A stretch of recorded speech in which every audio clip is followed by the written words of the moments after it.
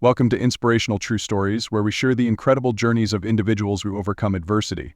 Today we bring you the story of Joe Thompson, a veteran seeking a peaceful morning at a cafe. Instead, he encounters prejudice from the owner, Frank, and decides to stand his ground. This confrontation not only changes Joe's life but also impacts the entire community. Join us to see how one courageous man can spark a movement for inclusivity and create meaningful change. Don't forget to like, subscribe to the channel, and hit the notification bell so you don't miss any new information. Joe Thompson's morning began with the same quiet discipline he had honed over decades in the military. Rising at dawn, he moved with methodical precision, a habit ingrained by years of strict schedules and high expectations. Sunlight streamed through the window of his modest living room, casting a soft glow on the walls adorned with photographs and framed medals that bore witness to a life of service and sacrifice. As he pulled on his jacket, fingers tracing the embroidered insignias on his sleeve, a mix of pride and resignation filled his heart. The military jacket was more than just a garment. It was a testament to countless missions, moments of camaraderie, and memories of a time when he had served alongside friends he could now only remember in photographs. Joe's face, weathered yet resolute, reflected the weight of years gone by a man who had seen much. Perhaps too much, but had endured nonetheless. Each wrinkle told its own story, marking not only the years but also the injustices he had faced. Now, at 82, he had hoped for a world free from the relentless prejudice that had shadowed him through life. He wasn't naive enough to believe discrimination would vanish, but he still clung to a hope that his twilight years might offer him peace and dignity, far from the harsh stares and muttered slurs of his past. This particular morning, Joe looked forward to something simple yet satisfying: a breakfast at the cozy corner café.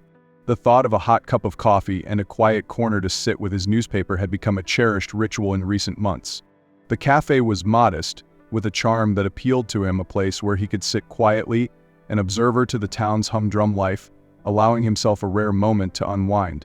Preparing to leave, he adjusted his cap, ensuring the emblem was perfectly aligned, a subtle but powerful symbol of his history, his struggles, and his pride.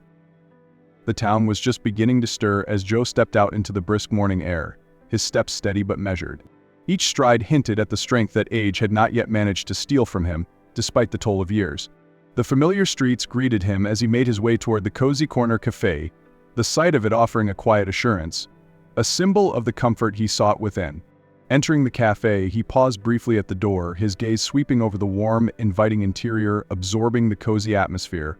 The low murmur of conversation, the clinking of dishes, and the scent of freshly brewed coffee created a sense of normalcy that he found deeply soothing. As he moved further into the café, he was greeted by Sarah, a young waitress who had come to know him by sight over the past few months. Her warm smile brought a subtle comfort, and her kindness was one of the reasons Joe returned to the cozy corner regularly.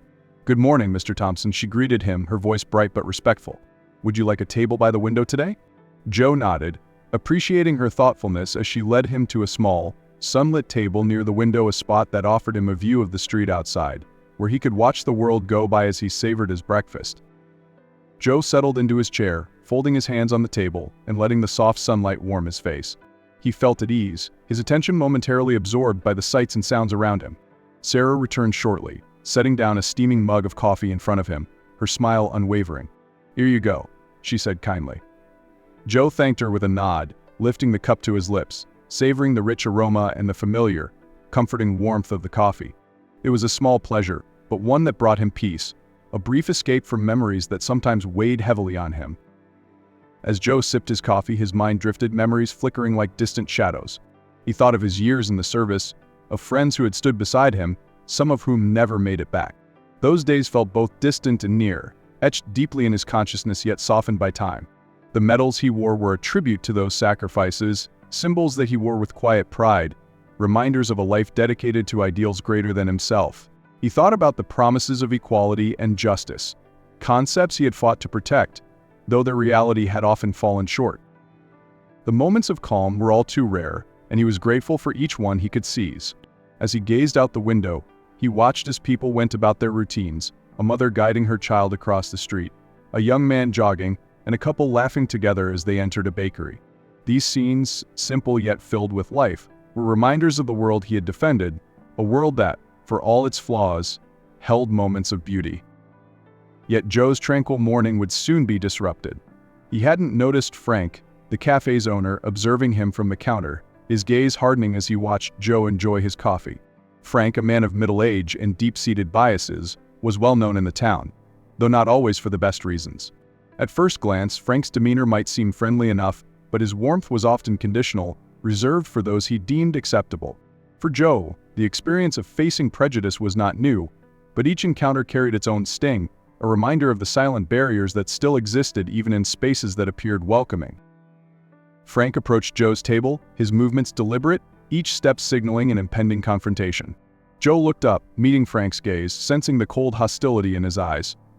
Frank didn't greet him, didn't ask how his morning was going, or offer the customary politeness one might expect from a cafe owner. Instead, he simply stated, "We're full up today. You'll have to leave." The words were spoken with a dismissive tone, a command that seemed out of place in the otherwise welcoming atmosphere of the cafe. Joe's eyes narrowed slightly, a flicker of confusion and disbelief crossing his face. He glanced around, noticing several empty tables, the glaring inconsistency in Frank's claim unmistakable. Calmly, but with a firmness that hinted at his refusal to be pushed aside, Joe responded, "Is there a problem, sir? There are plenty of empty seats." His voice was measured, his tone respectful yet resolute, as he refused to let Frank's words go unchallenged. Frank's face tightened, his expression hardening as he leaned closer, his voice dropping to a low, cold tone. "Your kind isn't welcome here," he muttered, his words laced with an ugly prejudice that filled the air with an unmistakable tension. For a moment Joe was silent, his thoughts racing. He felt the familiar urge to leave, to avoid making a scene, to take the easier path and walk away. But as he sat there, he found himself unwilling to concede, unwilling to allow yet another act of discrimination to pass unchallenged. A tense silence fell over the cafe, the weight of the encounter hanging heavy in the air. Patrons glanced over, some with curiosity, others with discomfort, sensing the unspoken conflict simmering between the two men. Joe remained still, his gaze steady, his expression unyielding. He wouldn't give Frank the satisfaction of seeing him back down, not this time. At that moment, Joe wasn't merely an elderly man seeking a quiet breakfast, he was a man standing up for his dignity, for his right to exist in spaces where he had as much claim as anyone else. The scene was one of quiet defiance, a moment that spoke volumes without a single word more. The morning, once filled with hope and peace, had taken on a different tone, a test of Joe's resilience and strength. He knew the path ahead was not an easy one, but he had long ago accepted that standing for what was right often came at a cost.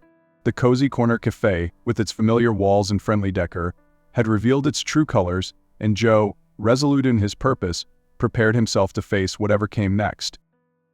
As Joe settled back into his chair at the cozy corner cafe, savoring the warmth of his coffee, the feeling of unease began to creep over him once again. It wasn't the type of tension that demanded immediate action, but rather a quiet, unsettling awareness of something amiss. He glanced around the room, catching the curious, sometimes disapproving glances of a few patrons. The cozy corner had always seemed a haven of calm, a simple place for breakfast, yet now it felt subtly charged, a shift in the air that didn't go unnoticed by Joe. His hand rested on his coffee mug, his fingers tapping lightly on the handle as he braced himself, prepared to defend his right to be here should the need arise. Just then he spotted Frank, the cafe's owner, moving deliberately toward his table. Joe could tell by Frank's expression and gait that this was not a casual check-in on a customer. There was a stiffness in Frank's step, a coldness in his eyes that felt more like a calculated warning than a friendly gesture. Frank's usual facade of politeness was conspicuously absent, replaced instead by a simmering irritation he barely masked. Joe remained calm, his gaze steady as Frank approached, but he couldn't shake the sense that an unpleasant confrontation was brewing. Without so much as a greeting, Frank stopped directly beside Joe's table, casting a shadow over him. His voice was low, yet it carried a sharp edge as he said, "We're full up today. You'll have to leave." The words landed with a sting, not merely because of their bluntness, but because they were so clearly false. Joe's eyes drifted around the cafe, noting several empty tables, a quiet contradiction to Frank's claim. He felt the subtle surge of indignation rise within him, a flicker of resistance that had been with him his whole life. A quiet refusal to be dismissed or disrespected simply because of his skin color. Joe met Frank's gaze, his own expression composed, as he calmly replied, "Is there a problem, sir? There are plenty of empty seats." His words were delivered without hostility, a simple observation meant to challenge the unjust command. But Frank's face hardened further, his posture rigid with a barely contained hostility. He leaned in slightly, lowering his voice to a mutter. "Your kind isn't welcome here," he said, his tone laced with contempt that Joe knew all too well.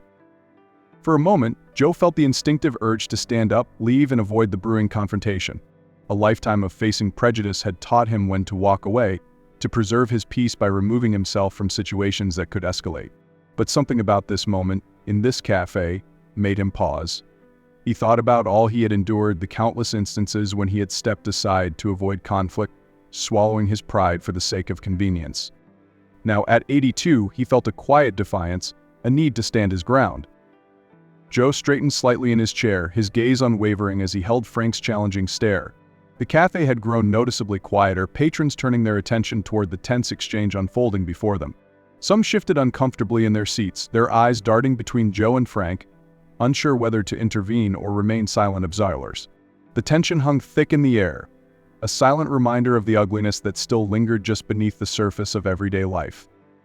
Then, breaking the strained silence, a voice rang out from across the room. "Is there a problem here, gentlemen?" The words were spoken calmly but carried a weight that turned heads. Joe looked over to see a tall, broad-shouldered man approaching. He recognized him, Mike, the leader of a group of bikers who often frequented the cafe. Mike exuded a quiet authority, a calmness that hinted at a strength built through years of experience. Like Joe, Mike was a veteran, and Joe could see the hint of recognition in his eyes as he approached.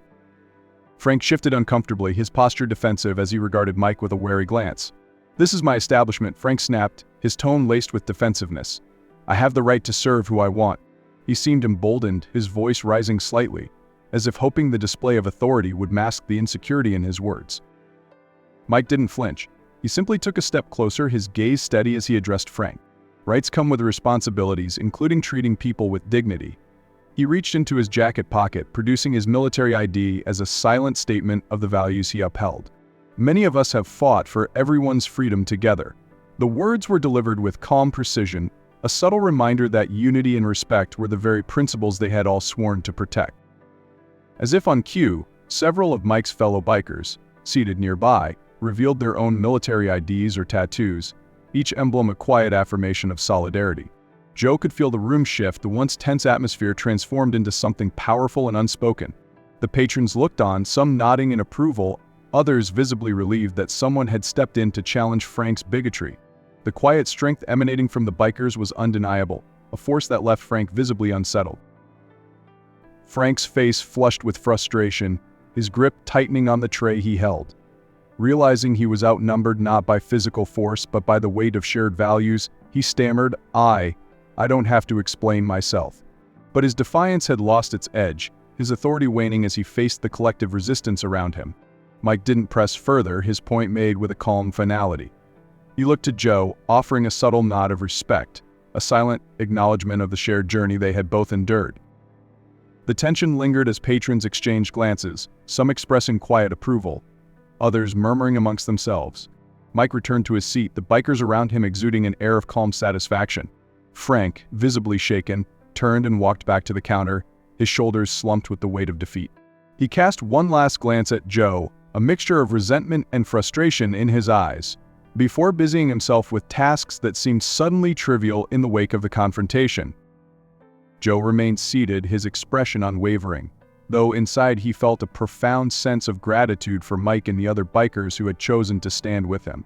The incident had been brief but powerful, a reminder of the strength found in unity, of the impact that even a small act of solidarity could have in challenging prejudice. He took another sip of his coffee, savoring the warmth, feeling more at peace than he had in years. Sarah, the young waitress who had initially greeted him, approached quietly, her face flushed with a mix of embarrassment and empathy. She set a fresh cup of coffee in front of him, her voice barely above a whisper. "I'm sorry, Mr. Thompson," she murmured, her gaze downcast, clearly affected by the hostility she had witnessed. Joe offered her a reassuring smile, appreciating her kindness and the quiet courage it took to acknowledge the wrong that had been done. The atmosphere in the cafe had shifted, patrons resumed their conversations, though the energy felt different, as if the room itself had absorbed the weight of the encounter. Joe noticed a few nods of respect from nearby tables, small gestures that conveyed support without words. The confrontation had left an indelible mark, a testament to the strength of quiet resistance and the enduring power of shared principles. Joe glanced out the window, watching as the morning continued, seemingly unfazed by the conflict that had just unfolded. But he knew, deep down, that this moment would linger in the memory of everyone who had witnessed it. It wasn't a grand gesture or a monumental event, but it was a powerful reminder that dignity and respect were worth defending, even in the face of prejudice. As he finished his coffee, Joe felt a renewed sense of purpose, a quiet determination that had been reignited by the unexpected solidarity he had found in Mike and the bikers. The morning had taken an unexpected turn, but it had also affirmed something he had always believed, that while prejudice might persist, so too did the courage to confront it. And in that quiet act of defiance, Joe found a small yet meaningful victory, a step toward the respect and equality he had spent his life advocating for. As the uncomfortable silence settled over the cozy corner cafe, the mood among the patrons shifted from casual morning chatter to an uneasy awareness of the confrontation unfolding. The brief but tense exchange between Joe and Frank hung heavily in the air, filling the small cafe with a sense of unease. Joe remained seated, resolute, but the tension in his jaw and the quiet determination in his eyes signaled his refusal to back down. He had endured too much over the years to let a simple breakfast be tainted by prejudice. This was not merely about a seat at a cafe. It was about dignity, about standing firm against the weight of a history that tried to diminish him. Across the room, Mike, the leader of the biker group, observed the scene with a keen eye. He had already stepped in once to confront Frank's overt discrimination, and now he felt a renewed sense of responsibility. He exchanged glances with a few of his fellow bikers, men and women, who, like Joe, bore the scars of service and shared an unspoken bond built on mutual respect. Mike knew that this was about more than just Joe. It was about challenging a deep-seated ignorance that still pervaded small pockets of society. With a calm yet authoritative demeanor, Mike rose from his table once more, determined to make a clear stand. Mike walked over to Joe's table, pulling up a chair uninvited and sitting beside him, his presence a silent declaration of support. The other bikers followed suit, each one taking a seat around Joe, creating a protective circle that spoke louder than any words. This simple act of solidarity did not go unnoticed by the other patrons, who watched with a mix of curiosity, admiration, and discomfort. Frank's expression shifted from defiant to visibly unsettled as he observed the bikers rallying around Joe. It was evident that his authority, once so secure in his own establishment, was faltering under the weight of their collective presence. Not satisfied with a silent show of unity, Mike looked up and addressed Frank directly, his voice calm yet commanding. "We're here to support Joe. This man deserves respect, same as anyone else, and he's earned the right to sit here as much as the next customer. Your actions today show us a side of this place that doesn't sit right with us." Mike's tone was controlled, but the undercurrent of disappointment was unmistakable. He didn't raise his voice or become hostile, he simply spoke the truth, leaving no room for argument. Frank's reaction was instant, his face flushing as he struggled to maintain control. The fear of losing his authority in front of so many witnesses was evident in the way he clenched his jaw, his eyes darting from Joe to the bikers, then to the patrons who watched in tense anticipation. "This is my establishment," Frank muttered defensively, his voice lacking the conviction it once held. "I have the right to choose who I serve." The statement, meant to reassert his control, only served to highlight his insecurities, a thin veneer of power that was rapidly eroding under the weight of their gaze. Mike remained unperturbed, his expression one of calm resolve as he leaned forward. "Rights and responsibilities go hand in hand," he replied firmly. "We've all fought for this country, some of us side by side. We know what it means to stand together, and we also know what it means to respect each other." With a measured pause, he added, "Joe here? He's earned that respect, and whether you see it or not, that's not something you get to decide." One by one, the other bikers joined in, revealing tattoos or military ID cards, silent symbols of their service and sacrifice. It was a gesture that spoke volumes, a collective statement that resonated deeply with the crowd. The patrons looked on, some nodding subtly, others offering quiet gestures of support, as the solidarity of the bikers conveyed a clear message: prejudice had no place here. The atmosphere in the cafe shifted once more, as respect and unity began to replace the tension and unease that Frank's actions had stirred. Frank's frustration mounted as he realized he was outnumbered not by force but by the principles these veterans embodied. His authority, once a source of pride, now felt fragile, threatened by the unwavering stance of these individuals who had come together not out of obligation but out of respect for one of their own. He attempted one last retort, his voice rising in desperation. "I've run this place for years, and I don't need a lecture on how to do my job." But his words fell flat, lost amidst the quiet strength of those around him. Mike's gaze never wavered, his expression conveying a quiet disappointment that seemed to cut deeper than any words. "We're not here to tell you how to run your business," Mike replied, his voice steady. "We're here to remind you that respect is something you give freely, not something you withhold based on the color of someone's skin." His words hung in the air, resonating with a clarity that left no room for misinterpretation. The bikers nodded in agreement, their collective stance reinforcing Mike's words. Sarah, the young waitress who had greeted Joe so kindly, stood nearby, visibly torn between her respect for Joe and her loyalty to her job. Gathering her courage, she stepped forward, her voice soft but unwavering. "Mr. Thompson is a regular here, and he's always treated us with kindness," she began, her gaze meeting Frank's in a silent plea for decency. "I think he deserves the same kindness in return." Her words, though gentle, carried a strength that left Frank momentarily speechless. He shifted uncomfortably, unable to dismiss the sincerity in her expression. As the scene unfolded, the remaining patrons watched with a mix of admiration and silent reflection. Some of them, moved by the bikers' actions and Sarah's quiet courage, began murmuring among themselves, sharing their own experiences and frustrations with the prejudice that still lingered in their community. A few even nodded in agreement, offering Joe respectful glances as a way of acknowledging the dignity with which he had handled the situation. Finally, sensing that he had lost control of the moment, Frank huffed in frustration, casting a resentful glare at Joe and the bikers before turning on his heel and retreating to the back of the cafe. His retreat was not one of acceptance but of grudging defeat, a realization that his prejudices had been called out in a way he hadn't anticipated. With Frank gone, the atmosphere in the cozy corner cafe began to relax, a sense of relief settling over those present. Joe allowed himself a small, appreciative nod in Mike's direction, his gratitude evident in the subtle gesture. The bikers, sensing that their presence had made a difference, exchanged looks of quiet satisfaction, knowing they had stood up for what was right without the need for hostility or aggression. Their message had been clear, and they had made their point without resorting to the very kind of behavior they were challenging. Mike, satisfied that justice had been served, returned to his seat, his fellow bikers following suit. As they resumed their meal, the atmosphere in the cafe lightened, conversations picking up once more as patrons turned back to their breakfasts. Yet, the moment had left an indelible mark, a reminder to all who had witnessed it that prejudice could be challenged and that dignity was something to be defended, even in the face of ignorance. Sarah, visibly moved by the support Joe had received, approached him once more with a fresh cup of coffee, her smile warm and genuine.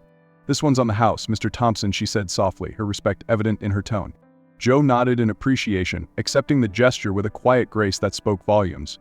The simple act of standing his ground had not only reaffirmed his own dignity, but had also reminded those around him of the importance of kindness and respect.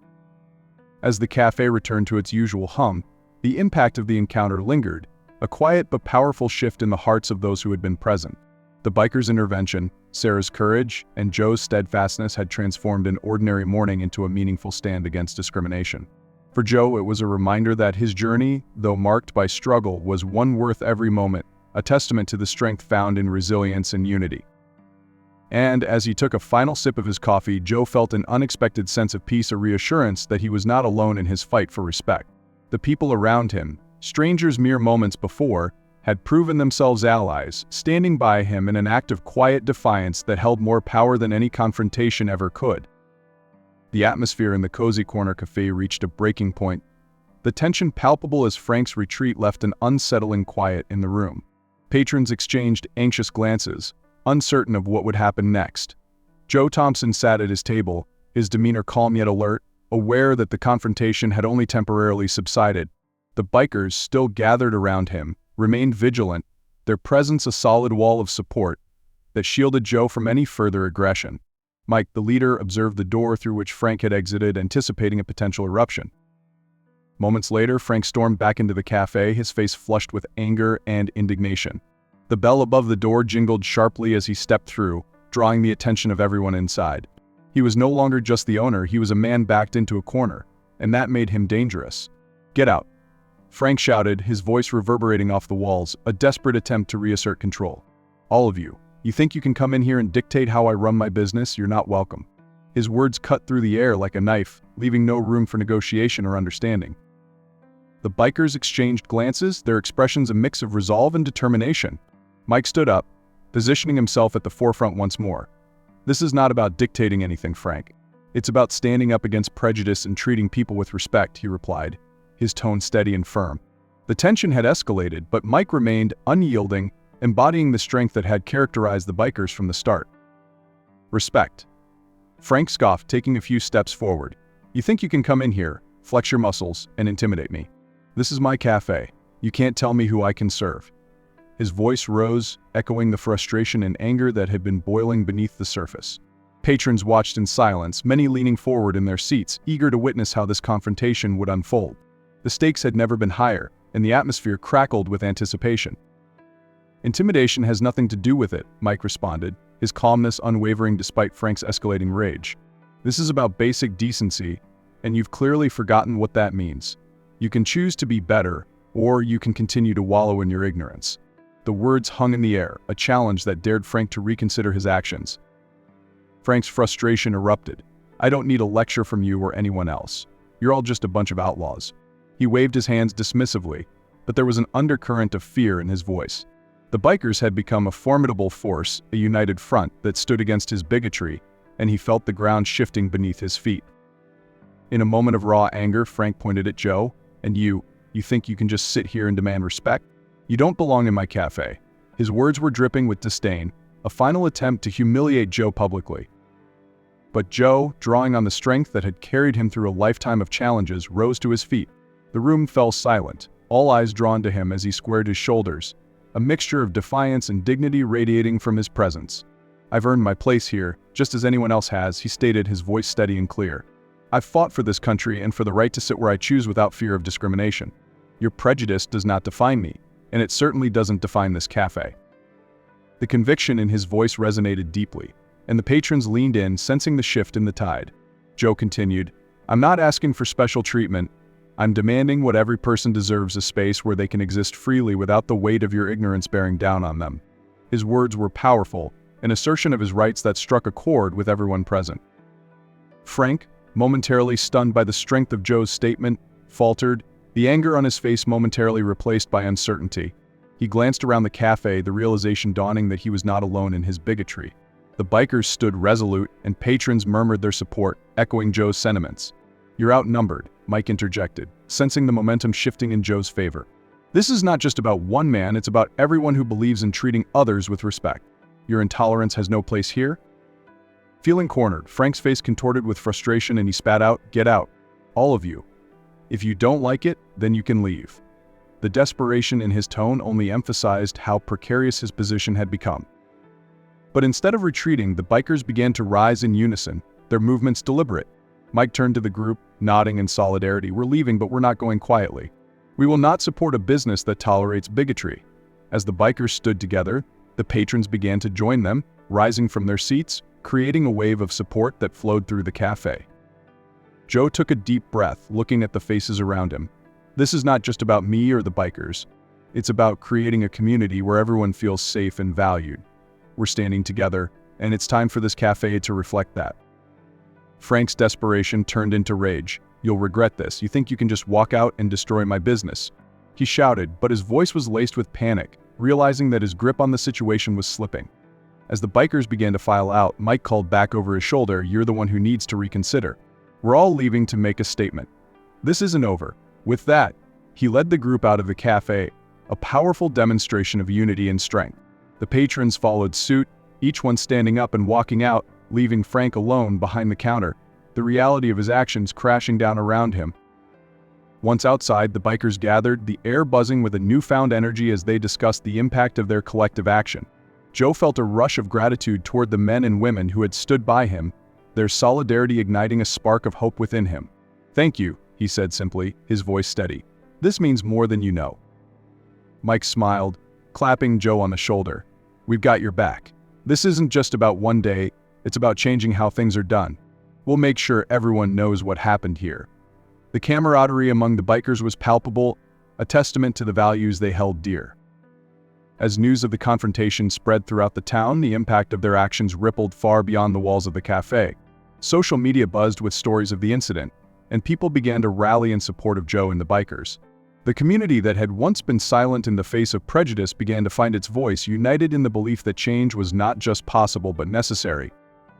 The Cozy Corner Café. once a place of quiet refuge for Joe, now stood as a symbol of the challenges that still plagued their society. Frank's stubborn refusal to change had only served to ignite a fire within the community, and the bikers had become the catalysts for that transformation. The bikers planned a boycott of the cafe, spreading the word far and wide about Frank's actions and creating a movement that demanded accountability and respect. In the days that followed, the town buzzed with conversations about respect, equality, and the need to confront discrimination head-on. Joe's bravery had inspired others to step forward, sharing their own stories and experiences. The bikers organized meetings to discuss how to foster an inclusive community, emphasizing the importance of standing together against injustice. Each discussion reinforced the belief that change could begin with small actions: a shared meal, a respectful conversation, a united stand against prejudice. And so, in the aftermath of the confrontation, a new chapter began for Joe, the bikers, and the community. The confrontation at the Cozy Corner Café was just the catalyst they needed to spark a broader movement toward change.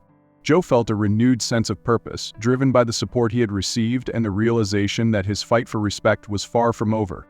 The battle against prejudice was ongoing, but now he was not alone. Together with his allies, he was ready to face whatever challenges lay ahead, confident that their united front could make a difference. In the days following the confrontation at the Cozy Corner Café, the ripples of change began to spread throughout the community. News of the incident had traveled quickly, fueled by the voices of those who had witnessed Joe Thompson's defiance against prejudice and the bikers' unwavering support. Social media buzzed with discussions about respect, equality, and the importance of standing together against discrimination. Joe had inadvertently become a symbol of resilience, representing the fight for dignity in the face of bigotry. As the boycott of the cafe gained traction, Frank found himself in a precarious position. Business dwindled as customers who once frequented the Cozy Corner began to seek out other establishments that promoted inclusivity. The once bustling cafe now stood empty for hours, the silence echoing Frank's mounting frustration. He paced behind the counter, glancing at the dwindling inventory, each cup of coffee and plate of food serving as a reminder of the consequences of his actions.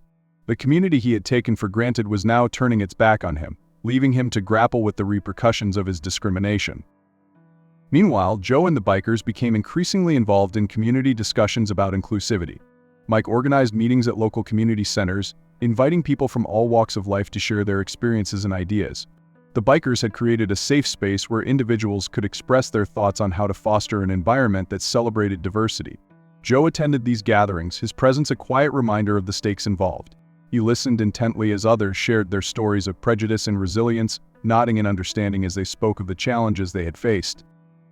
One evening, as the sun dipped below the horizon, painting the sky in hues of orange and pink, Joe sat at a meeting with Mike and several other bikers. They gathered in the community center, the atmosphere charged with enthusiasm and determination. Mike stood at the front, addressing the group with conviction. "We're not just here to complain, we're here to affect change. Our town deserves a place where everyone feels welcome, where no one has to endure the kind of treatment Joe faced." The room filled with nods of agreement, a sense of camaraderie growing among the attendees.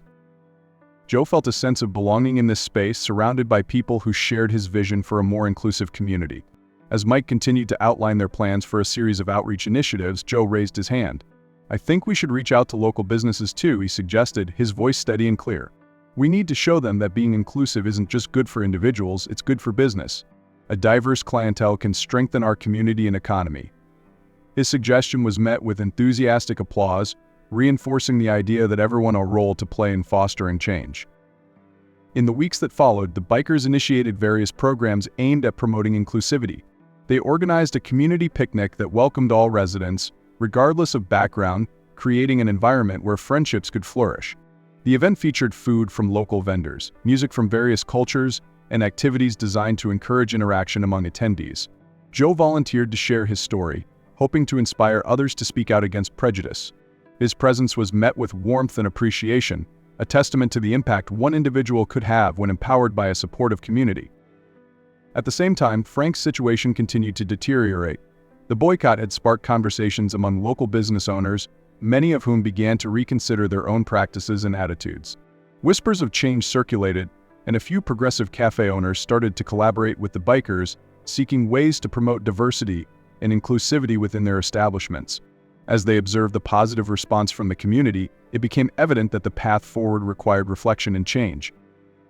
Amidst this, Frank faced a difficult realization. The café, once a staple of the community, had become a symbol of intolerance. With business suffering, he reluctantly began to understand the consequences of his actions. His pride began to erode as he witnessed former customers frequenting rival cafes, discussing the efforts of Joe and the bikers.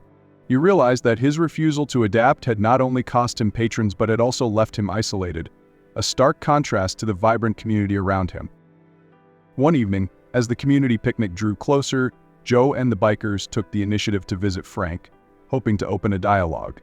Mike led the group into the cozy corner, where the atmosphere felt heavy with unspoken tension. Frank stood behind the counter, his expression a mix of defiance and curiosity as the bikers approached. Joe stepped forward, a willingness to bridge the divide evident in his demeanor. "Frank," Joe began, his tone firm yet compassionate, "we're not here to blame you. We want to offer you a chance to reconsider how you run your business." He paused, allowing his words to resonate. "This community is stronger when everyone feels included, and you have the power to help make that happen." Frank's gaze flickered, an internal battle evident on his face. The sight of Joe standing there, unwavering, stirred something within him. "When you think I'm just going to change everything because you asked me to?" Frank replied, defensiveness creeping back into his voice. "No," Mike interjected, "we're not asking for a change overnight. We want to help you see that inclusivity can enhance your business, bring in new customers, and foster a sense of belonging." He gestured to the door, where the community picnic would soon take place, an event that celebrated unity. "Join us. Let's work together to create an environment where everyone feels welcome." Frank hesitated, the weight of their words pressing down on him. He had always prided himself on his independence, viewing his cafe as his domain.